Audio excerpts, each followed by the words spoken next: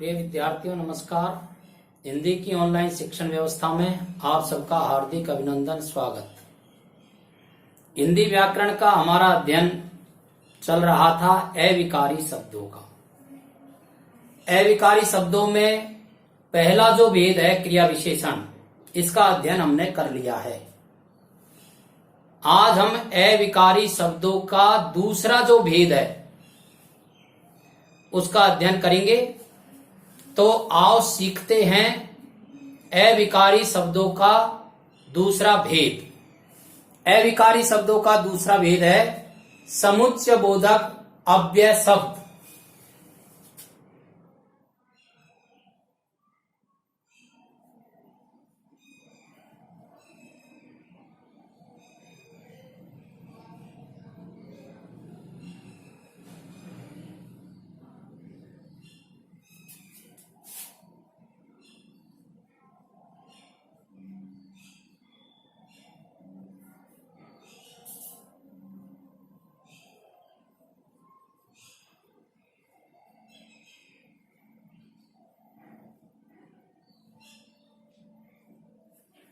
ये बात हम पहले सीख चुके हैं, हमें भ्रम में नहीं रहना है।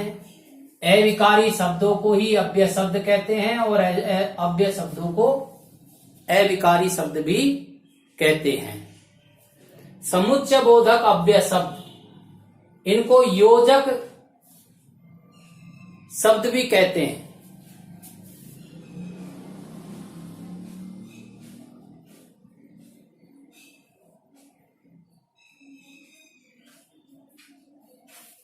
क्योंकि ये जोड़ने का काम करते हैं। समुच्चय का अर्थ होता है समूह।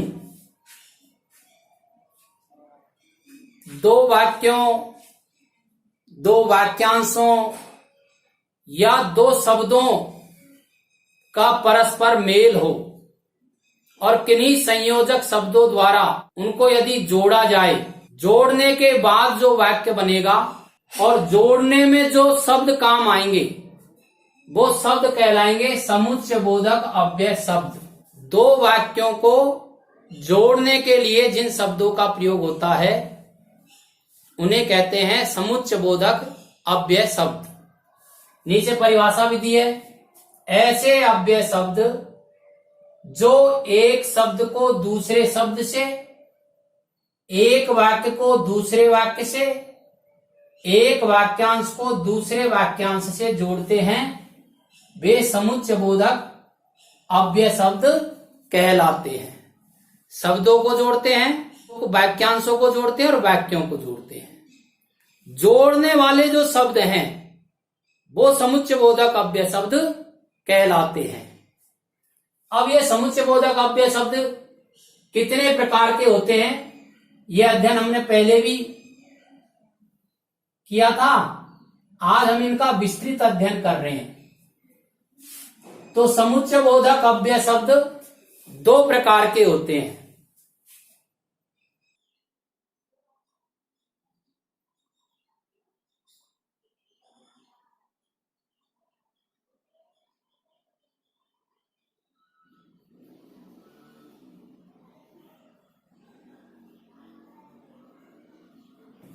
एक होता है समानाधिकरण समुच्चय बोधक अव्यय शब्द और दूसरा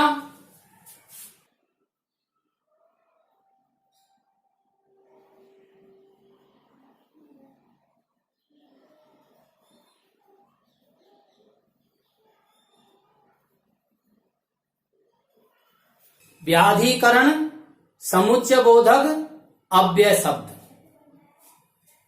समानाधिकरण जैसे नाम से ही पता है, दो समान वाक्यों को जोड़ने के लिए जो शब्द काम आते हैं वो समानाधिकरण समुच्चय बोधक अव्यय शब्द कहलाते हैं।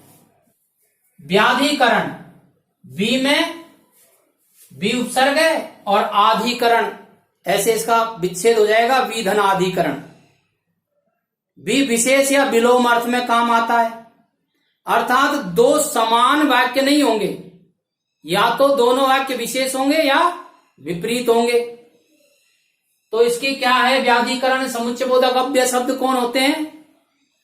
एक मुख्य वाक्य में एक या एक से अधिक आश्रित उपवाक्य जोड़ने के लिए जिन शब्दों का प्रयोग होता है उन्हें व्याधिकरण समुच्चय बोधक अव्यय शब्द कहते हैं। एक बार वापस से समझ लो। दो समान वाक्यों को या दो मुख्य वाक्यों को जोड़ने के लिए जिन शब्दों का प्रयोग होता है उन्हें कहते हैं समानाधिकरण समुच्चय बोधक अव्यय शब्द। एक मुख्य वाक्य में एक या एक से अधिक आश्रित उपवाक्यों को जोड़ने के लिए जिन शब्दों का प्रयोग होता है उन्हें व्याधिकरण समुच्चय बोधक अव्यय शब्द कहते हैं। इनके भी भेद हैं।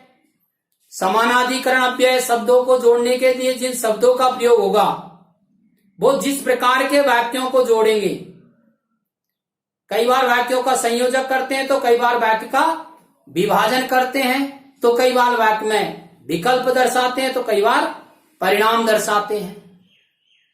इस आधार पर इन दोनों वाक्यों को भी चार चार उपवेदों में बांटा गया है, वो भी हम देख लेते हैं।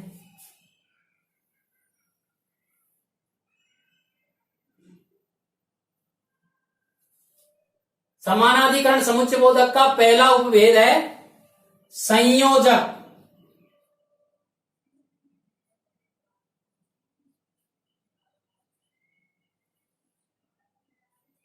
संयोजक वाचक शेष ये जोड़ दो पूरा। संयोजक वाचक समानाधिकरण समुच्चय बोधक अव्यय शब्द, इतना बड़ा नाम है इसका। दूसरा इसका है विकल्प वाचक।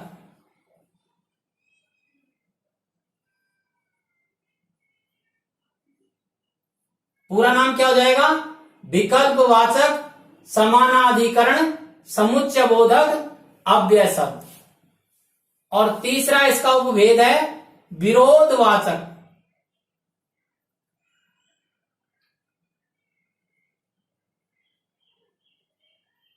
पूरा नाम क्या होगा? विरोधवाचक समानाधिकरण समुच्चय बोधक अव्यय शब्द। और चौथा इसका जो उपभेद है वो है परिणाम।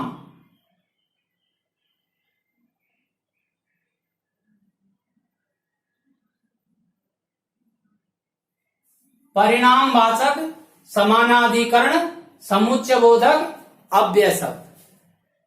ये बात मैं पहले भी कह चुका हूं, फिर कह रहा हूं। परीक्षाओं में परिभाषा का इतना बड़ा महत्व नहीं है। परिभाषा हमें समझने की दृष्टि से है। हिंदी में परिभाषा सामान्यतः उस शब्द का जैसा अर्थ है वैसी ही परिभाषा होती है। सबसे महत्वपूर्ण बात जो समझने की होती है वो है उसके उदाहरण और शब्द और उनकी पहचान। इसलिए उस पर आप ज्यादा जोर दें। परीक्षाओं में वाक्य दिया जाएगा, आपसे पूछा जाएगा इसमें रेखांकित पद किस प्रकार का शब्द है, आपको शब्द पहचानना आना चाहिए। व्याधिकरण समुच्चय बोधक के भी उपभेद हैं, उनके भी 4 उपभेद हैं, उनको भी समझ लेते हैं। तो देखिए आप, व्याधिकरण समुच्चय बोधक अव्यय शब्द के 4 उपभेद और कौन कौन से हैं। तो उसमें पहला है कारणवाचक।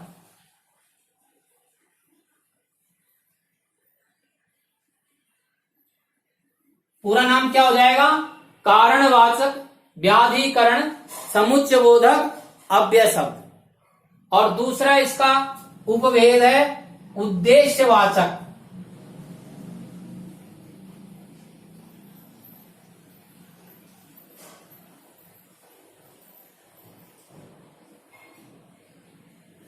उद्देश्यवाचक व्याधिकरण समुच्चय बोधक अव्यय शब्द। और तीसरा इसका उपभेद है संकेतवाचक।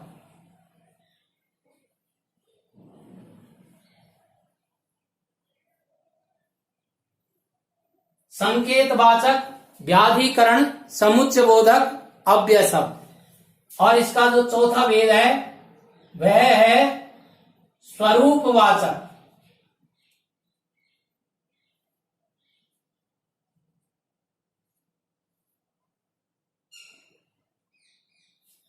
स्वरूपवाचक, व्याधिकरण, समुच्चयबोधक, अव्यय शब्द।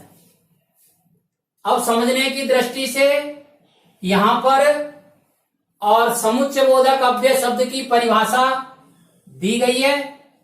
इसे आप पढ़ लेंगे, अपनी कॉपी में उतार लेंगे तो समझ में आ जाएगा।